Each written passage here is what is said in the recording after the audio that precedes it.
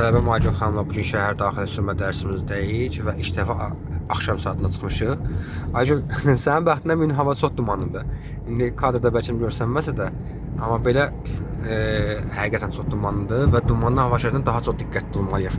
Ayağını qazan çək, zəhmət olmasa. Yol zaten enişdir, özü sürət yığacaq avtomobilinin. Dumanlı hava şəraitində daha çox diqqətli olmalıyıq, daha çox məsuliyyətli olmalıyıq. Niyə? Çünki məhdudiyyət var. Və hər an hər dəqiqə qarşımıza piyada ki çıxa bilər, qaranlıqda görməyə bilərik, avtomobil ola bilər, görməyə bilərik.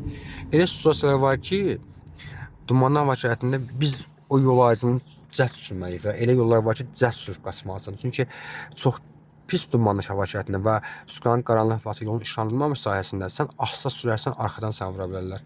Amma elə situasiyalar var ki, konkret göz görmür, qabağı görmürsənsə, bu zaman sürətini artıra bilməzsən, ehtiyatla sürməlisən. Elə situasiyalar var, indi o situasiyaya uyğun sürmək lazımdır. İndi hal-hazırda biz Elmlə metrosu yaxınlığı ətrafındayıq. Sür. Yaşıl yanında əzim, gecikmə, sür. Sür, ver qaz.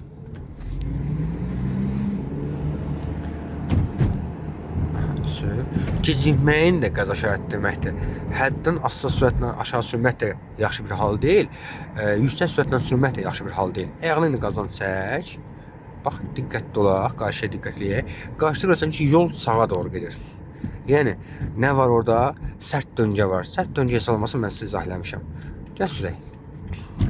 Normalda işıqlar yanılmaya ehtiyac yoxdur, yol sana apar, amma yanılmanın da ziyanı yoxdur. Ayağını qazan çək, qaz verməzlər. O boyda qaz verməzlər. Yüngül verə bilərsən qazı. Sərt döngədir. Sərt döngədə o boyda qaz verməzlər Aycun xanım. Gəl, düş sola, yaşa. Çətinliyin yoxdur. Xeyr. Nə sualın olsa soruş. Şimdi mən çəkiliş dayandırıram, amma dərsimiz davam edir.